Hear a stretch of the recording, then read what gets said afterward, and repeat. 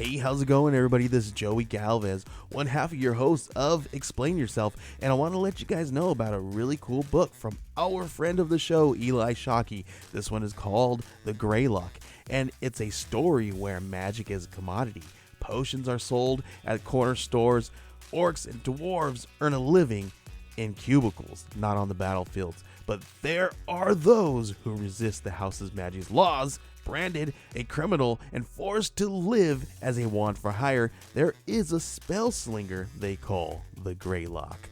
Check this one out. You guys can pre-order issue 3 right now with code JAN241939, and make sure you guys are heading over to your favorite LCS and letting them know that you want Greylock number 3, and maybe pick up the first 2 issues. You could do that at the Scout web store. So make sure you guys are grabbing the Greylock number 3, JAN241939 at previewsworld.com. Okay, everybody, we took this week off, but we're going to share one of our classic episodes. Enjoy.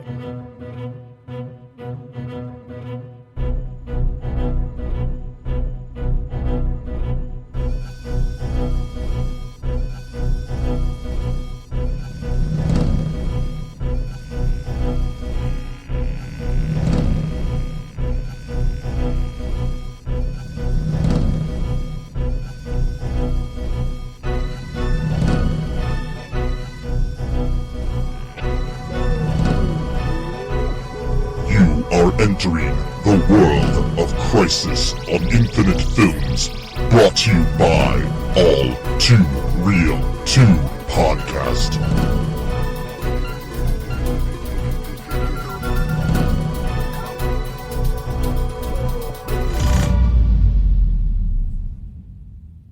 Okay, everybody. Welcome to the latest episode of the ALL2REELTOO podcast. My name is Michael E. Cullen II, and with me as always is my co-host and brother from another mother, Matthew, America, Turkey, Haas. Turkey. Yeah. I like turkey. The country, not the sandwich. Oh, I thought you were talking about the food. Well, Or my the- lessons or the do bird. have sandwich right now in the lessons of learning Turkish, so then I guess in a way that is kind of a thing. So, That's an ad for Duolingo right there. yes. If Duolingo wants to sponsor our show, Yes. I just did a free ad for Duolingo right now. So See. learning, yeah, see for Spanish, yes, that's yes. Da. That's one word, yeah. See, you're already learning. So Yep. like right now, biz su icheras. What does that mean? I'm not sure, but I think it means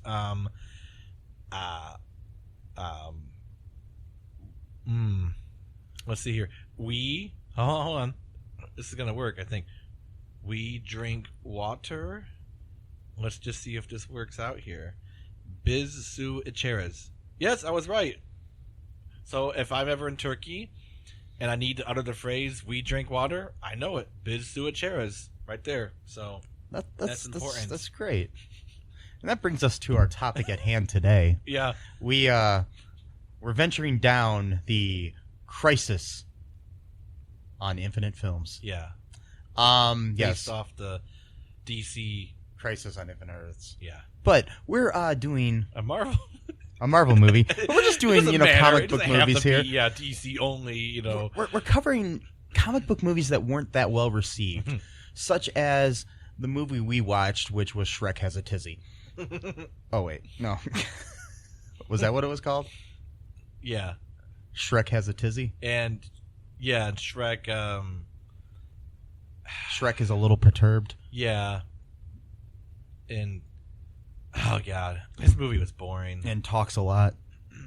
And a lot. and a lot, And a lot. and has a lot of dreams. Yes. Lots of dream sequences. So you could probably know this from the description on the episode here, which most people probably read before they listen to a...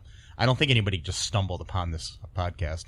Probably not, We are no. covering the 2003 film Hulk,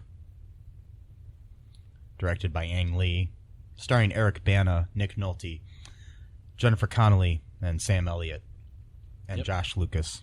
Yep. Among other actors, I'm sure. They were in the movie, right? There were other people. All-star cast in this movie. Yes. And a Academy Award-winning director. I believe. I don't know. I'm just saying he probably won one once. By now, yeah. Yeah. I'm not sure what went wrong here, but yeah, something did.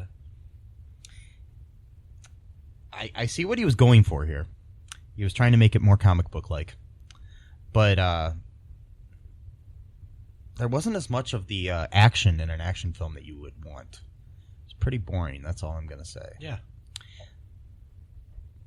Yeah. 2 hours and 18 minutes long. Yep.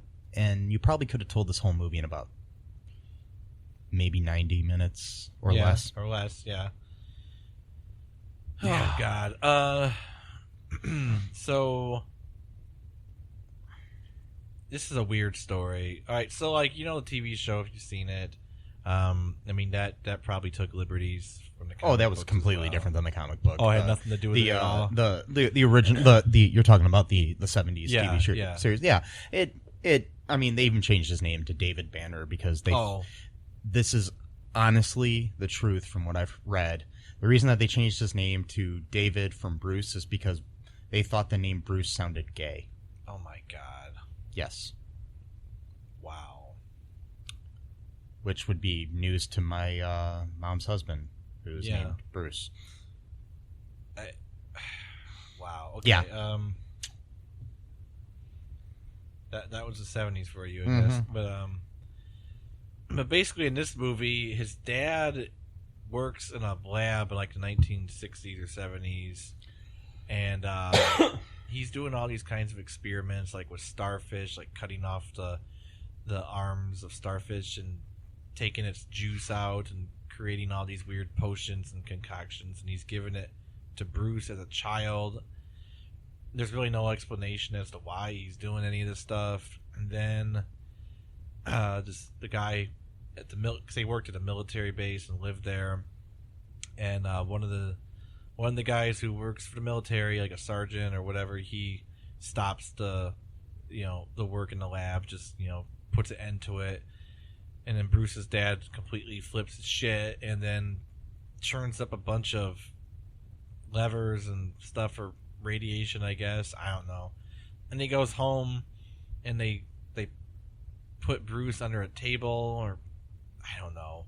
And then he goes and has a huge argument with his wife / Bruce's mother in the bedroom for like what feels like 5 minutes.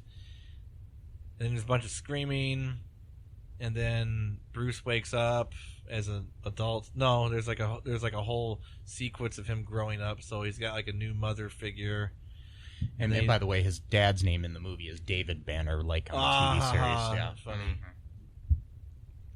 And then he goes out to college, and his new mother figure is saying, you're all grown up, blah blah blah. You never see her at all anymore. It's like he just completely abandoned his like adopted mother. Apparently, or there's no explanation as to what happened to her or anything at all in this movie. You don't always hang out with your parents. No, you don't. But you think at some point that you would like mention their existence. Like he doesn't even. I don't know. And then flash forward, and he's like 30 years old now, and he's working in the lab, doing the same work that his dad was doing, but he doesn't know his dad.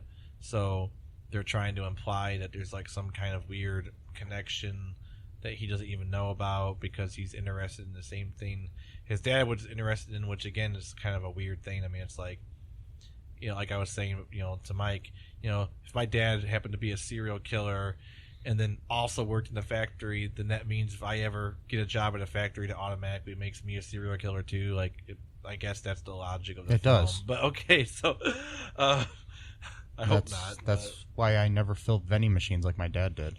Because, wait, what? Shh.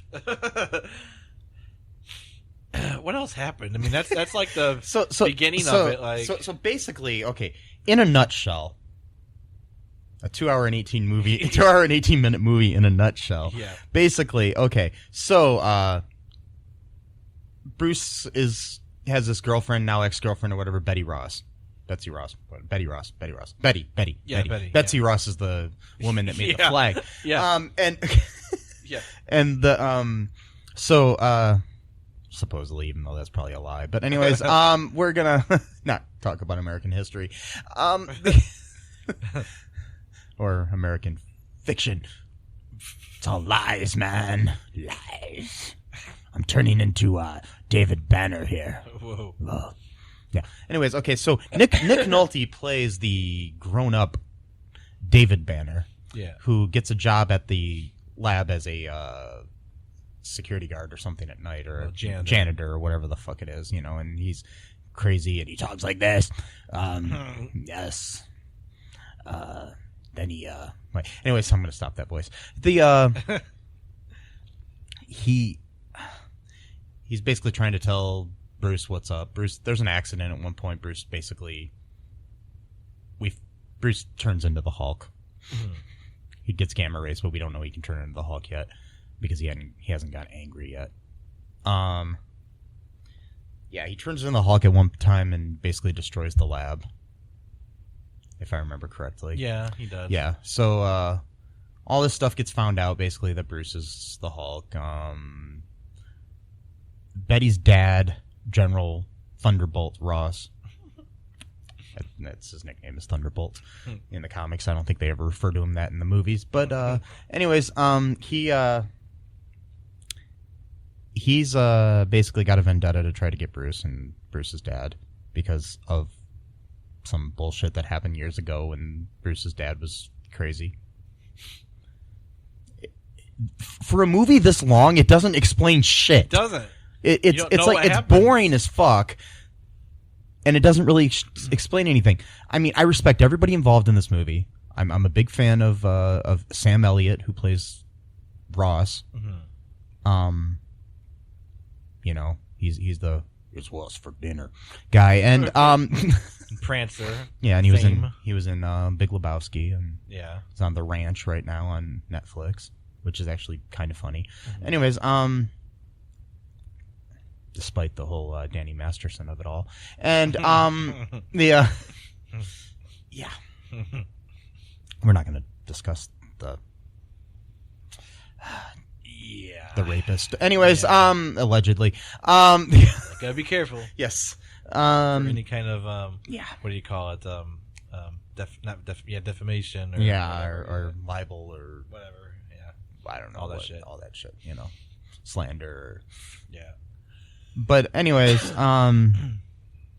yeah. So eventually they try to, shit happens.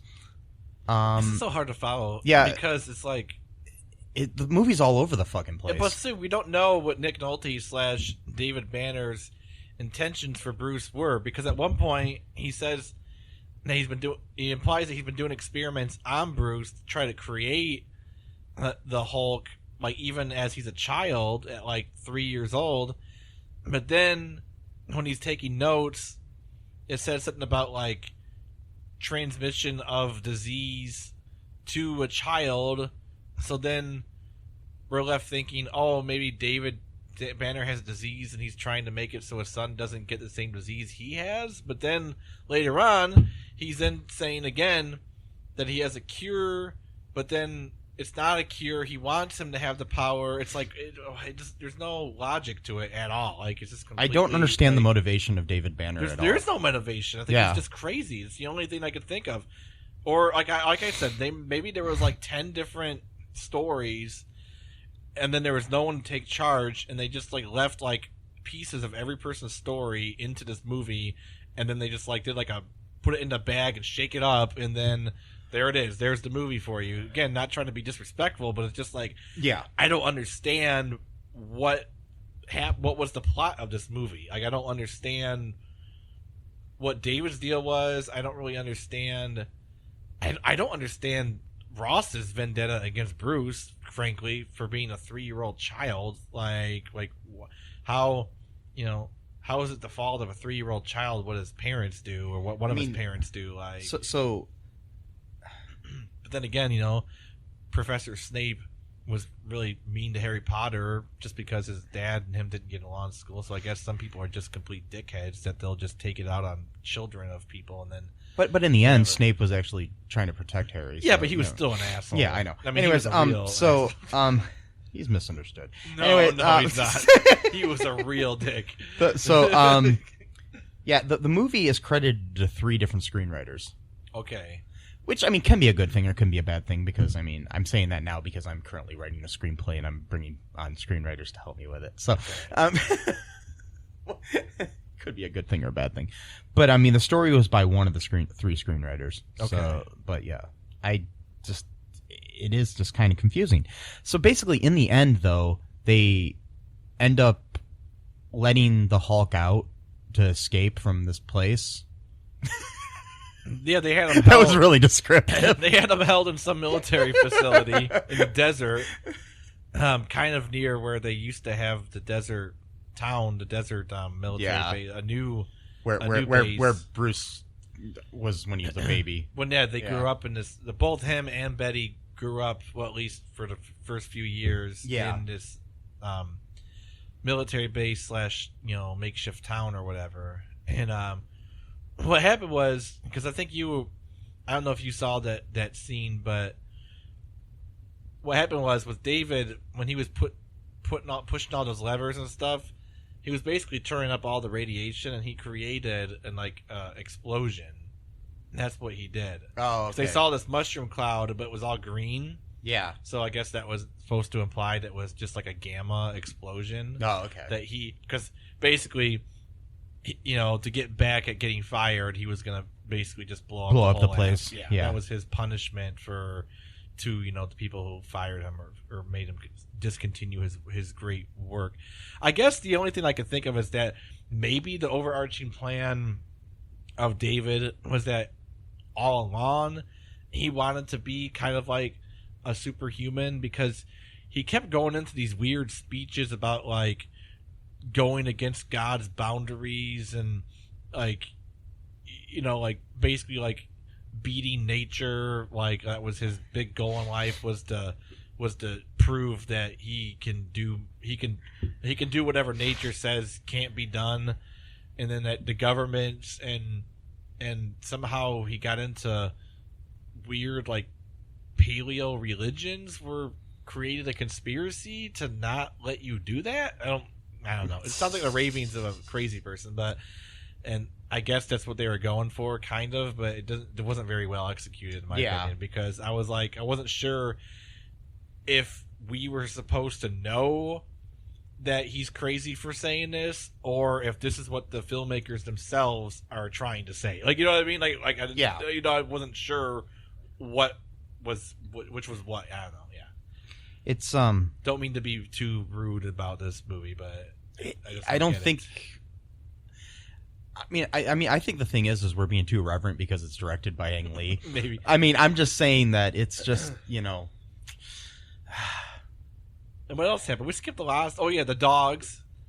He's got dogs. Poodle and he experimented on the dogs, and they basically became Hulk dogs. And at one point, he sends them out to like basically attack Betty for some reason. I think he did that because he wanted Bruce to turn. Yeah, and he knew that would make him angry or scared enough to do that. I don't know, it's still stupid. I mean, my thing is like, what did Betty do? I mean, well, no, but he might have a vendetta against Betty, just like because she's Ross. Because she's a Ross. Just as Ross has a vendetta against Bruce, that he wants to kill her or at least scare her enough to, just because she's, lineage of this guy who fired him, or I don't know. And then it's just so there was that scene where he becomes the Hulk, and he goes to her house that's kind of by like a pond or whatever, and then the dogs come, and there's a fight scene with the dogs, and he kills the dogs. There's a lot of animal abuse in this movie, by the way. Like they're killing animals left and right here: monkeys, toads, frogs, dogs, even maybe a cat. I'm not sure, but and unicorns. No unicorns. Oh, no. So he kills the dogs. Giraffes. Or at least no giraffes. No, none. There was a monkey though. Elephants. There was a monkey. No elephants. No. Grizzly bears. No bears. Tigers. Nope. No tigers. There was frogs. There was a rat, I think. Though. Frogs. Yeah, there's frogs that exploded. Okay. Monkeys. There was a monkey. Yeah. Dogs. There was dogs. Ruff, ruff. No, they're more like a poodle. Like no. Yeah, they made that sound. They're mad. So he killed the dogs, and then he saves her, and then he that took away all of his energy fighting the dogs. Then he fell into the pond, and then he became Bruce again, and then that's how Betty found out that he was the Hulk, and then her dad found out somehow, and then that's what created the whole thing of like them trying to take him into this facility to do all this testing on him. Side plot was there was this dude who worked for some company and was trying to monetize. Yeah, Glenn Talbot is the name of the character, played by Josh Lucas. Yeah, he's trying to get the DNA of the Hulk to weaponize it and make a fortune. And he gets killed during like a big fight scene because the Hulk is trying to escape, and Ross told him specifically to stay in his hospital bed or wherever he was because he got beat up pretty bad by the Hulk earlier.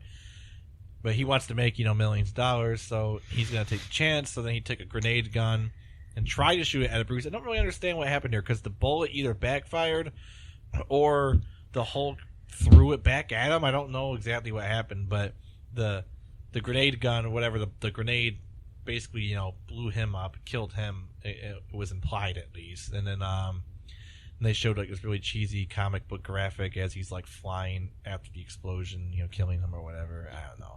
It was okay, I guess. But sorry, it's really hard to talk about this in an interesting manner because it's not interesting. It's boring as fuck. I'm sorry, this movie is just... I mean, I remember seeing it in theaters when it first came out and not being as bored as I was this time, but this is probably the third time I've watched the movie.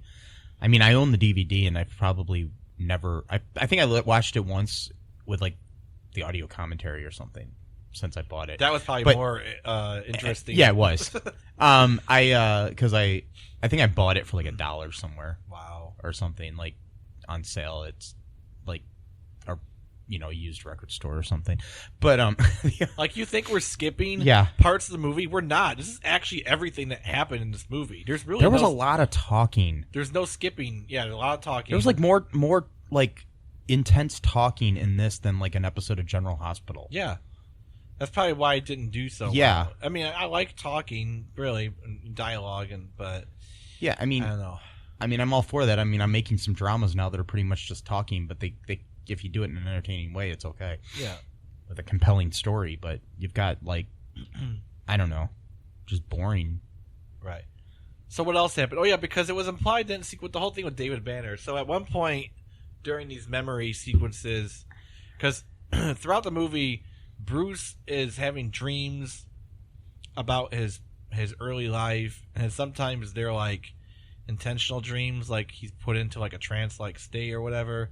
And then we learn that David at one point tried to kill Bruce, which I thought he was either A, trying to cure him, or B, trying to make sure he had powers, or C, trying to take the power from him. So I'm not sure how murdering a child would somehow take his power. Whatever. And then, and then he accidentally stabbed his wife in the process of doing that, and then she died, but not right away.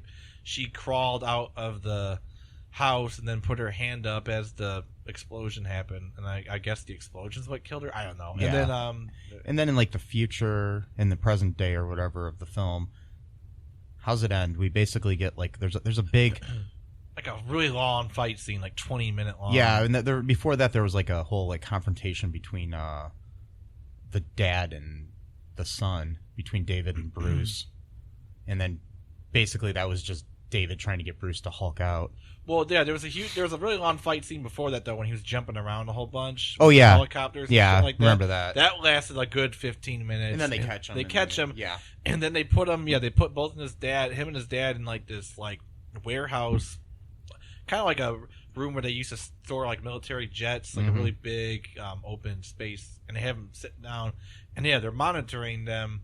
And like you said, I guess they're just waiting for them to get Hulk out I or don't something. know. Yeah, and then his dad picks up a big electrical cord and eats it like it's a Twizzler or something. And then I don't know. Then as they turn the power on as he's doing it.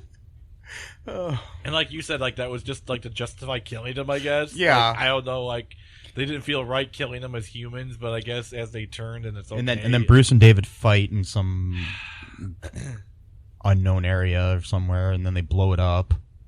They nuke that whole area. Yeah, and they basically think that they killed both of them.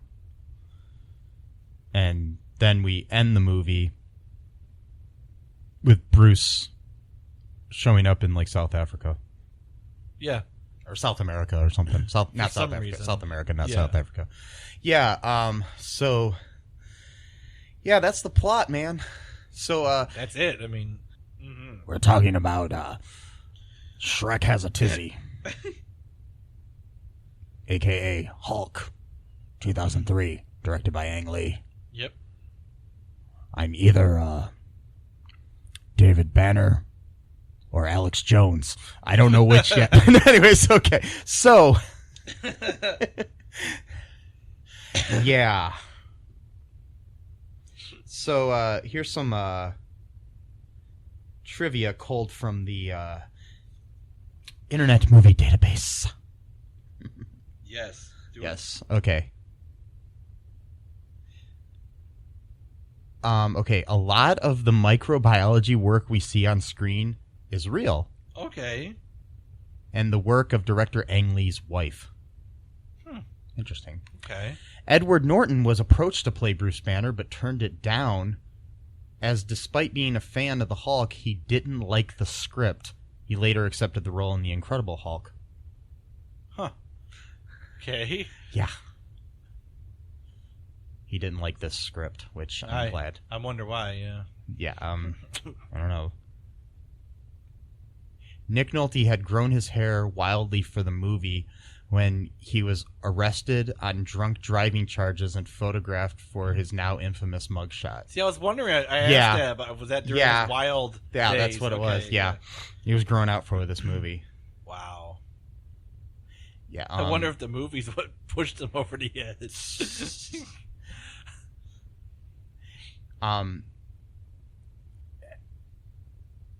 Ang Lee employed the split-screen technique to cinematically mimic the panels of a comic book page. I liked what he was going for there, but if the movie was more entertaining, it might have worked. Yeah. This required many takes of one scene, which was draining for Eric Bana. It took him 4 takes to film Banner's first Hulk transformation, and by the time of its completion, he was on the verge of collapse. Wow. This is interesting. All of the Hulk scenes were performed in motion capture by Ang Lee. What's that mean? They had Ang Lee in a motion capture suit, which was a suit that it's got like a bunch of dots and stuff on it, and then they put it into a computer, and then they can turn that into the animated version of the character. Oh, okay. Yeah, it's kind of like, I mean, it's kind of like how they did Gollum, and then they do like Rocket Raccoon, and I think they did him with motion capture, but they do a lot of characters with motion capture. That's how they did like Thanos and stuff like that. Cool. Yeah, and then I mean, there's whole movies that are completely motion capture, like Polar Express and Beowulf, done by Robert Zemeckis, both of those, and that Christmas Carol with Jim Carrey. Those animated ones, yeah, that look really creepy.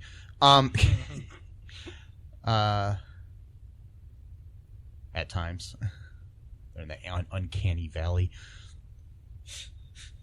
Yeah. Yeah, the film was in development for 12 years, sufficient time for the CGI to become sophisticated enough to render the visual effects needed. Kinda. Anyways, Well, it's 2003. It was pretty good, Yeah. probably, for that, 15, 16 years ago. the Eric Bana commented that the mood during shooting was ridiculously serious and morbid, Director Ang Lee explained to him that he was shooting a sort of superhero tragedy, and he would be making a whole other movie about the Hulk at Industrial Light and Magic Studios. Ironically, the film was criticized for being overly serious superhero film. Yeah. Sam Elliott accepted the role of General Thaddeus Thunderbolt Ross without reading the script because he simply was excited to work with Ang Lee. In the Hulk comics, Bruce's father was named Brian Banner. He was renamed David Banner in the film as a tribute to the Incredible Hulk TV series, in which the Hulk was known as David Banner. Right. Yeah. We did see a cameo with, well, not cameo, but with Lou Ferrigno and Stan Lee. Yes. That was cool. The house used by Betty Ross was also used in To Kill a Mockingbird. Cool. Yeah. Yeah, Billy Crudup had turned down the role of Bruce Banner. Also considered were Tom Cruise, Johnny Depp, Jeff Goldblum, David Duchovny, and Steve Buscemi. What? What, Steve Buscemi? Yeah, that would be awesome. Yeah, Ang Lee found he thought that the movie was influenced by King Kong, Frankenstein, and Dr. Jekyll and Mr. Hyde, Beauty and the Beast, and Faust. Anyways, yeah. I did see a King Kong reference where he kind of picked her up gingerly and stuff like that. When the project was in work in the mid-90s, Johnny Depp was originally the top choice to play Bruce Banner. Later on, Billy Crudup was Ang Lee's first choice to play Banner, but he declined the offer. When Tom Cruise was offered the role of Bruce Banner, and then Steve Buscemi, David Duchovny, and Jeff Goldblum were screen-tested for the role. They actually all screen-tested. Weird. Oh, wow. I just don't see Steve Buscemi in the role. I'm sorry. I can see David Duchovny maybe, but the Hulk doesn't show up in his full form until 42 minutes into the fucking movie. Mm-mm. Okay. Yep. Mm-hmm.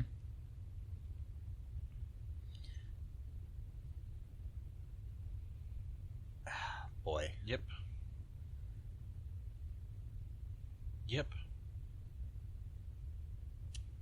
Yep.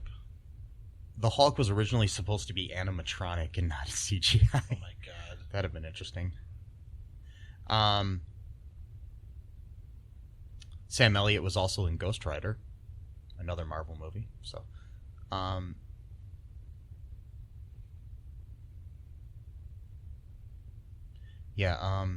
Betty Ross was played by Jennifer Connelly, and in The Incredible Hulk, she was replaced by Liv Tyler, who played her on-screen sister in Inventing the Abbots. I don't know. Wow. These are just interesting little facts here, folks. Yeah. This is, yeah. Where was the... This fact is interesting here, Matt. Yep. The film holds the record for the largest second-week box office drop for a film that opened at number 1, with a 69.7% drop. Wow. From opening week. Yeah. Dang. This is something that'll make you feel better. The frog was fake. Well, I figured that much. Okay, just I letting figured you they're know. not gonna Kill a real frog. No. I just thought I'd let you know that it was fake, because, you know, they didn't kill a frog. Yeah, Lou Ferrigno and Stan Lee both have cameos. Yep. So that's the entertaining movie that is Hulk 2003. I mean, not 13. I almost said 13. It would have been a lot better if it was. It probably would have made been a lot better. that. Do you want to take another break here, Matt? Yeah. Yeah, we'll take a break and then we'll come back with some reviews of the film from the Internet Movie Database. Okay. Those are always fun to read. Yeah, they are. You sound excited, Matt. I'm very excited. You're not angry, are you? No. I'm 'Cause- not angry. Because we wouldn't like you when you're angry, right? Okay, we'll be back here, folks.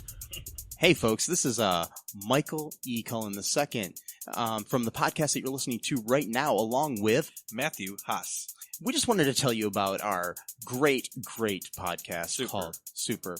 It's called All Too Real. And on that show, what do we do, Matt?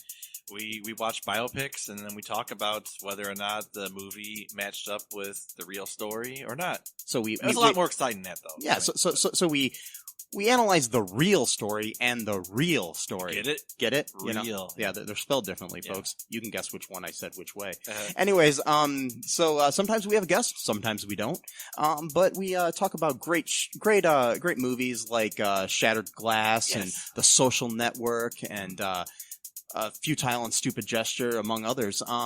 Those are some of the ones that we've covered so far, and we're going to cover a lot more. So please subscribe on Stitcher, Apple Podcasts, Google Podcasts, wherever you find your great, fun podcasts. And be sure to share it with your friends. Do it. Do it. Do it. And make sure you're not afraid to get all too real.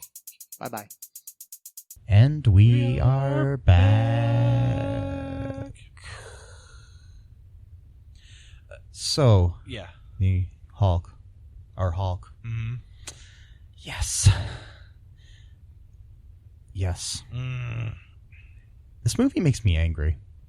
Yeah, me too. I'm not going to Hulk out, though. Mm. No, I'm not. I'm not going to bulk out either. No. The amazing bulk. Yes, we have to watch that sometime. No, I'm yeah. joking. Anyways, so let's take a look at some reviews from the Internet Movie Database here, Matt. Sure. Okay, I'm going to start with a 1-star review. Seems appropriate. This is from Belle et la Bee from May 13th of 2007. Warning, spoilers, folks.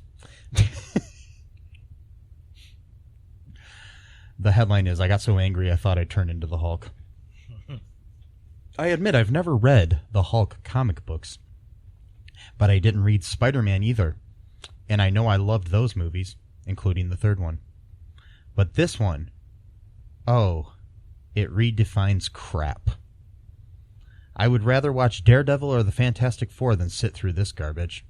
First off, it's far too long, and I'm one of those people who'd like to see a long, accurate Harry Potter. I was almost falling asleep in my chair even during the action scenes. Second, towards the ending, where he keeps having those weird dream sequences, I don't really know how to describe them, but I remember I kept saying, okay, let's move on now. And finally, I don't remember how he beat his dad, whatever villain he was, but I'm surprised that he was able to beat him and escape to Mexico, question mark, question mark, question mark. What the hell was up with that? Oh, God, I don't wish this movie upon anybody. Go see something better like ... anything else. Well, just one clarification. He defeated his dad by giving him all of his radiation. Yes. That's what happened. So, at least that's what it looked like, so... Okay, here's another 1-star review from Uga Ploob. Uga Ploob. Okay. This is from June 16th, 2003, right around the time the movie came out. Skip it. Guys, this movie is terrible. The trailers are bad. The movie is worse. I saw a screening of it, and it is terrible. The cheesy special effects were bad. The father-son storyline between the Hulk and his dad has been played over and over hundreds of different movies. Really, it has? I don't know about that. This movie offered nothing fresh and some really corny one-liners. You'll be smarter to put your money towards a more promising-looking movie like Terminator 3 that will actually have a story. I mean, I'll give him that. I actually do enjoy Terminator 3 better than this movie, but the Hulk the Hulk you could tell was a CG effect, and how else could they do it? They did the Predator from Predator as makeup costume, and it looked totally realistic. The Hulk here stands out like a sore thumb. A really bad love story mixed with cheesy subplots plus bad CG effects. Add some corny action, equal a really bad movie.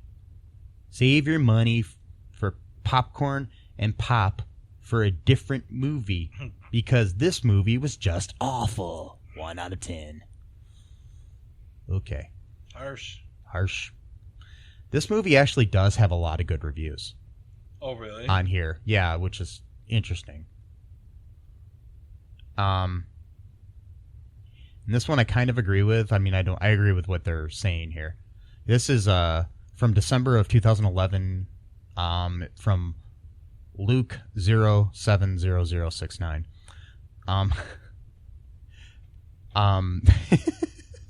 It's an 8 out of 10. Okay. It says, wrong market, right idea. I feel bad for this movie. It was destined to be disliked. For a start, it's a readaptation of a comic book which is never done well enough for diehard fans of them, leading to them being angry with the film's crew. It also had the problem of being complicated for a relatively simple audience who expected a blockbuster to equate to more things blowing up. From an objective standpoint, this is a fine movie that is beautifully composed and deals with many themes and a gripping plot. The CGI is not as bad as everyone seems to think it is.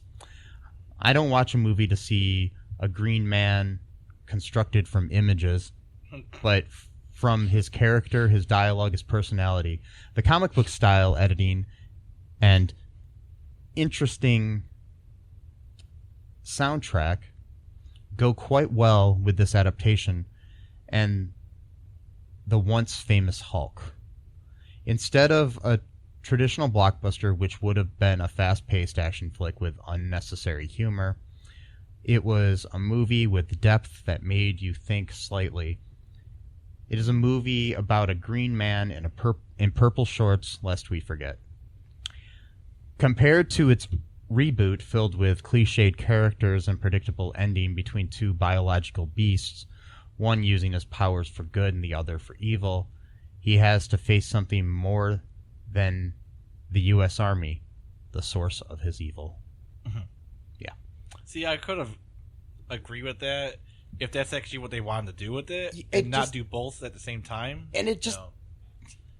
I mean, I understand that if it just wasn't written well. Mm-hmm. I mean, no offense to the people that wrote it. The pacing was bad, and there wasn't enough explanation for things. I mean, or sometimes there's too much, and then there wasn't enough. Yeah. It just didn't make sense. I mean, that's my main issue with it. I think that's about all I'm going to read as far as reviews go, because a lot of them are just, treading over the same area, so it's not, there's no point. But, I mean, basically, you could either see this as a deep, philosophical film, which I can see that they were trying to be, but I don't think that they properly did it. Would you recommend anybody watch this movie, Matt? No, not really. I wouldn't. Me either, really. I mean, even though I've seen it 3 times now, at least, so we'll see. I wouldn't even watch this, just kind of staying up late and, just kind of just chilling out, on a couch. I wouldn't even have this on while I'm doing something else, like playing a video game or something like that. Because it would be so, something it's okay to have something boring that's on, but something that's too boring, even though you're not paying attention to it, it's still it's it almost makes you angry a little bit, because this no thing pun intended. Yeah, this thing's so boring. Why do I even have this thing on? Yeah, it almost makes you angry, like you said. Yeah, I don't think I'd really recommend it to anybody. I don't know, maybe if I was on a desert island and this was the only movie that I had. Yeah. I don't know why I'd have electricity on this desert island. It's entertainment to some degree. So I mean, I still never understood that. You can bring one movie on a desert island. What would it be? And my thing is first off, where am I getting the fucking electricity to watch this fucking movie? Right. Well, it's because they kidnap you and they just put you in this little space. They got enough electricity just for you to watch a movie. And okay. It's almost like then they're monitoring you to see what how you'll react. It's almost like a psychological test. Yeah. That's what they mean by that, I guess. So I thought this was always a good thing. No. Yeah, not okay. No. I'm sad. It was now. all meant to test you to see how you would react. Yep. We're all just, monkeys in a glass cage being monitored by other, I don't know. I lost that analogy, but Despite all my rage, I am still just a rat in a cage. despite all of my rage, I am Billy Corgan, who became a crazy right-winger Alex Jones fan. Yes. Sorry, it doesn't rhyme, but It didn't? I thought that did. I love how Billy. I know it's totally Yeah. off tangent. But I love how he's like. So like, if you listen to like any of the early Smashing Pumpkins stuff, and it's all about like rebelling against authority, and like I'm gonna be the man I want to be. I don't want be dictated. How I'm gonna be. Because he was like poetic and sincere or whatever the word, sensitive, so he's not like the traditional masculine man. But now he goes on Alex Jones like a few years ago, and he's talking about like, yeah, I remember when I was a kid and we watched TV shows, and the father was always like a really strong and masculine figure, and now he's always like a bumbling buffoon, and like makes you like hate men and stuff like that. But I thought your songs, you were talking about how you didn't want to be the patriarchal figure. That was a good thing, but now you're saying it's a bad thing. But that's what you yourself were trying to emulate, what is now happening, but now it's a bad thing because it's on TV, huh? Like I don't understand the logic here. But like, just remember, Matt, the world is a vampire yes. sent to drain. Yes. Anyway, so Sorry, can I say one more thing? yeah, sure, go ahead. This reminds me, I don't know why, I'm all over the place now, just because I want something entertaining to come out of this fucking thing. Okay, so there's this line, and you remember the movie Bowfinger with Steve Martin and Heather? It's my third favorite movie of all time. Yeah, Heather Graham. Yeah. And Eddie Murphy, obviously Eddie Murphy. Yes. Okay, so there's this line where he's like really likes Heather Graham character, and he's trying to like impress her and stuff like that, and she says, trying to get like just figure out like what she's interested in. She goes, yeah, I love Smashing Pumpkins. He goes, oh yeah, me too. If we can go get some. Like he thought literally Smashing Pumpkins. It's like one of my favorite lines ever of a movie. Like Chubby Rain. Yeah. Anyways, that's a good movie. Yeah. Yes. If you have a choice between watching Hulk and Bowfinger, Oh yeah. watch Bowfinger. Yeah, definitely. Okay. Anyways, so anything else before we wrap things up here? No, just look out for the crisis. It's coming. Yes. Dum dum dum. Okay. And until next time, same all too real time. Same all too real channel. I've been Michael E. Cullen II. And I am Matthew Oliver Queen. I don't know. You're Matthew It's Haas. Matthew Haas, yeah. Yes. Bye-bye. Thanks for listening to All Too Real 2 podcast, a Cullen Park production. Produced and edited by Michael E. Cullen II. Music by Matthew Haas. Subscribe and share the show. Visit us at cullenpark.com.